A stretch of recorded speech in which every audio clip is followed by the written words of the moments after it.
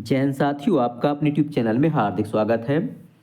साथियों, आज हम आगामी उत्कृष्ट विद्यालय या मॉडल स्कूल पुलिस परीक्षा को लेकर जो महत्वपूर्ण प्रश्न हैं उन पर चर्चा करेंगे।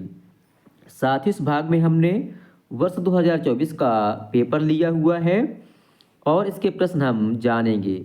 बहुत से प्रश्न परीक्षा में रिपीट हो जाते हैं, इसलिए आप जो है इस पेपर को देख कर जाइए। इस भाग में हम देखेंगे हिंदी विषय के पूछे गए प्रश्न और उनके सही उत्तर। आपको भी कमेंट करके बतलाना है कि हिंदी विषय के 15 प्रश्नों में आपसे कितने प्रश्न बन रहे हैं। तो आइए साथियों देखते हैं वर्ष 2024 का हिंदी विषय का पेपर। साथ ही हिंदी विषय का पहला प्रश्न है, श्री राम के पिता का नाम दशरथ था। ये वाक्य किस प्रकार का है? श्री राम के पिता का नाम दशरथ था, यह वाक्य किस प्रकार का है? पहला ऑप्शन है इच्छावाचक, दूसरा ऑप्शन है विधानवाचक, तीसरा ऑप्शन है आज्ञावाचक, चौथा ऑप्शन है विस्मयादिबोधक। तो ये जो है एक साधारण वाक्य है, तो ये विधानवाचक वाक्य है। ऑप्शन बी हमारा सही उत्तर होगा। अगला प्रश्न है, इनमें से कौन सा शुद्ध वाक्य है? पहला ऑप्शन है आप सकुशल होंगे, दूसरा ऑप्शन है आप कुशलतापूर्वक होंगे, तीसरा ऑप्शन है आप सकुशल से होंगे, चौथा ऑप्शन इनमें से कोई नहीं। तो इसका सही उत्तर होगा ऑप्शन पहला, आप सकुशल होंगे। अगला प्रश्न है, धीरज का तत्सम शब्द क्या है? हमने आपको पहले भी बताया है कि तत्सम तद्भव से प्रश्न परीक्षा में पूछे जाते हैं। तो धीरज का तत्सम होता है ऑप्शन डी, धैर्य। अगला प्रश्न है, नौ नव के नौ विहग वृंद को पंक्ति में कौन सा अलंकार है? यह प्रश्न जो है रिपीट हुआ है, पहले भी परीक्षाओं में ये पूछा जा चुका है। यहाँ पर नावरण की आवृत्ति बार बार हो रही है, तो जहाँ पर किसी वर्ण की आवृत्ति बार बार होती है वहाँ पर अनुप्रास अलंकार होता है। तो ऑप्शन बी सही उत्तर होगा। अगला प्रश्न है, हिंदी को राजभाषा का दर्जा कब मिला? पहला ऑप्शन 14 दिसंबर 1949, दूसरा ऑप्शन 14 सितंबर 1949, तीसरा ऑप्शन है 26 नवंबर 1950, चौथा ऑप्शन 24 जनवरी 1950। तो इसका सही उत्तर है ऑप्शन बी, 14 सितंबर 1949। इस दिवस को हम राष्ट्रीय हिंदी दिवस के रूप में भी मनाते हैं और ये प्रश्न भी परीक्षा में कई बार पूछा जा चुका है। और जो 26 जनवरी 1950 है, इसमें हमारा संविधान लागू हुआ था, तो इस दिवस को हम गणतंत्र दिवस के रूप में मनाते हैं। और हमारा संविधान जो है 26 नवंबर 1949 को बनकर तैयार हुआ था, तो इस दिवस को हम 26 नवंबर को संविधान दिवस के रूप में मनाते हैं। अगला प्रश्न है, प्रकाशित शब्द में प्रत्यय कौन सा है? तो प्रत्यय से सवाल और उपसर्ग से सवाल परीक्षा में निश्चित रूप से पूछे जाएंगे, आप इनको ठीक से पढ़ लें। इसमें इत प्रत्यय वे शब्द होते हैं जो मतलब शब्द के बाद में जोड़े जाते हैं, तो इसमें इत प्रत्यय है प्रकाशित में, तो ऑप्शन पहला सही उत्तर होगा। अगला प्रश्न है, सही वर्तनी क्या है? तो इसकी सही वर्तनी ऐतिहासिक है, ऐतिहासिक। ऑप्शन डी हमारा सही उत्तर होगा। अगला है, महेश शब्द का पर्यायवाची शब्द नहीं है। महेश जो है भगवान शंकर का पर्यायवाची है।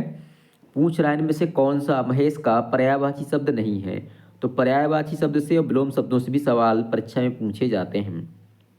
भूतनाथ भगवान शंकर का पर्यायवाची है। त्रिलोचन अर्थात जिसके 3 आँखें होती हैं, यहाँ पर बहुव्रीहि समास होगा और ये शंकर का पर्यायवाची है। पशुपति भी भगवान शंकर का पर्यायवाची है, परंतु श्रीपति भगवान विष्णु का मतलब पर्यायवाची है, अर्थात श्री माने होता लक्ष्मी, पति जो लक्ष्मी जी के पति हैं, श्रीपति भगवान विष्णु का पर्यायवाची है। तो ये जो है महेश का पर्यायवाची नहीं है। ऑप्शन सी हमारा सही उत्तर है। अगला प्रश्न है, सिर घोट मोट पर चुटिया थी लहराती, तोंद लटक कर घुटनों को छू जाती। इन पंक्तियों में रस कौन सा है? पहला ऑप्शन है हास्य रस, दूसरा ऑप्शन है शांत रस, तीसरा है अद्भुत रस, चौथा है श्रृंगार रस। तो इसमें जो है हमें हंसी आ रही है, तो इसमें हास्य रस है। ऑप्शन पहला सही उत्तर होगा।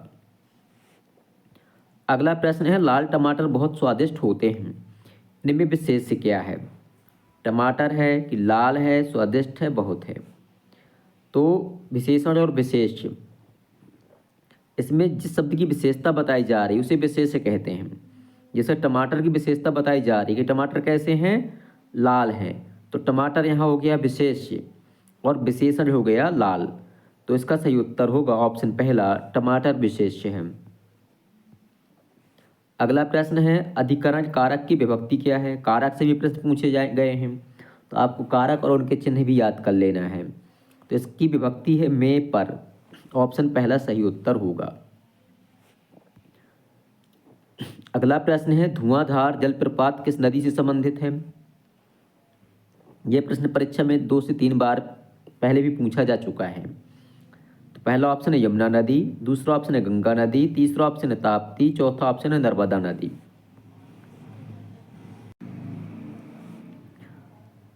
तो धुआंधार जलप्रपात जो है नर्मदा नदी से संबंधित है और ये जो है जलप्रपात जबलपुर शहर के पास स्थित है और मध्य प्रदेश की जीवन रेखा नर्मदा नदी को कहा जाता है। और एक नदी है क्षिप्रा नदी। क्षिप्रा नदी के किनारे कुंभ का मेला लगता है। वर्ष 2028 में कुंभ का मेला लगेगा उज्जैन में, तो इसको भी आपको याद कर लेना है। और मध्य प्रदेश में 2 ज्योतिर्लिंग हैं, एक उज्जैन में है, एक महाकालेश्वर उज्जैन में है और एक है खंडवा में। तो 2 महाकाल मतलब शंकर जी की वो ज्योतिर्लिंग मध्य प्रदेश में हैं।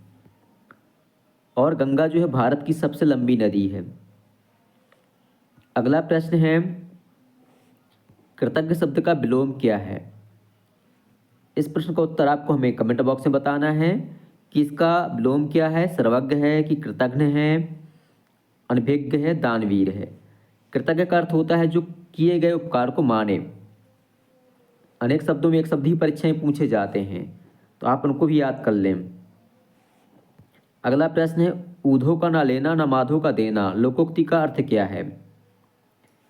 मतलब लोकोक्ति और मुहावरों से भी प्रश्न परीक्षा में आते हैं। अगला प्रश्न यही इसमें है, पहला ऑप्शन है ऊधो जब लेगा तभी माधो देगा। दूसरा ऑप्शन है ऊधव को देकर माधो लेना। तीसरा ऑप्शन अपने काम से काम रखना। चौथा ऑप्शन है सबसे मतलब रखना। तो इसमें जो है इसका सही उत्तर है ऑप्शन सी, अपने काम से काम रखना। अगला प्रश्न है रामचरितमानस किसकी रचना है। पहला ऑप्शन है गोस्वामी तुलसीदास जी की, दूसरा ऑप्शन है कबीरदास जी की, तीसरा ऑप्शन है भूषण की, चौथा ऑप्शन है केशवदास की।